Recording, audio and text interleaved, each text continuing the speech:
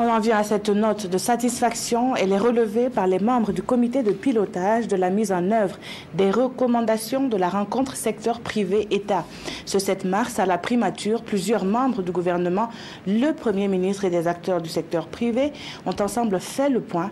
Il en ressort que chaque parti est dans son rôle selon les recommandations de la dernière rencontre. Adama Guiti, Moumouni Soubega pour le reportage.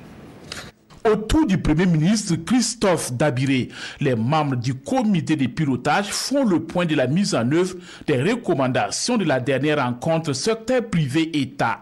Les membres du gouvernement et les acteurs du privé ont ensemble examiné ces recommandations et tous s'accordent à reconnaître au final que les lignes ont bel et bien bougé dans plusieurs secteurs. Avec le secteur privé, nous avons réussi à faire un certain nombre d'actions qui ont permis de traiter conjoncturellement les problèmes, mais aussi de prendre un certain nombre de réformes qui vont régler de manière structurelle les questions. À la SN Sosico, on avait à peu près 266 000 bidons d'huile de 20 litres et 250 000 en termes tonnes d'huile en vrac. Nous avons réussi à enlever la quasi-totalité. Le sucre qui a été produit l'année dernière était de 33 000 tonnes et il y avait des problèmes de vente.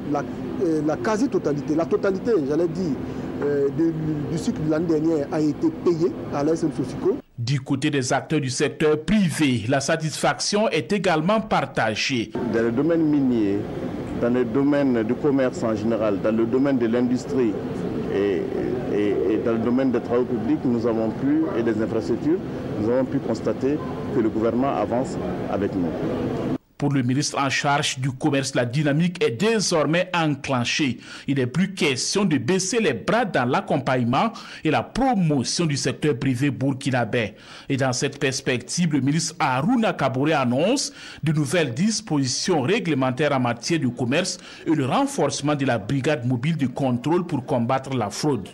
Ce cadre d'échange du comité de pilotage a été instauré lors de la dernière rencontre secteur privé-État pour veiller à la mise en œuvre des principales recommandations.